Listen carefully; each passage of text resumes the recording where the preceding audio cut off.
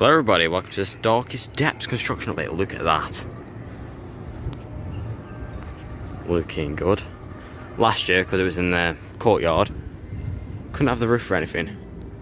But I'm just going to show you the detail. And let's look at that.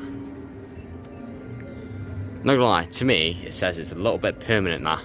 I don't know obviously what they're going to do with the container back here. Maybe shut off this pathway, just to hide it. But hey ho. Yeah. I'll show you around the other side. So here we are. I don't know how well it's going to be able to show you, but inside of there's a whole desk sort of area. Looks quite good. Right, so you can see there's a table, you can see the desk just there. Painted on the walls as well. So that's as much as we can see from Darkest Depths from this point of view. So on the sky ride, we're going to see what we can see from the back entrance of... Oh, there's... We're going to see what we can see from back here. Just zoom in.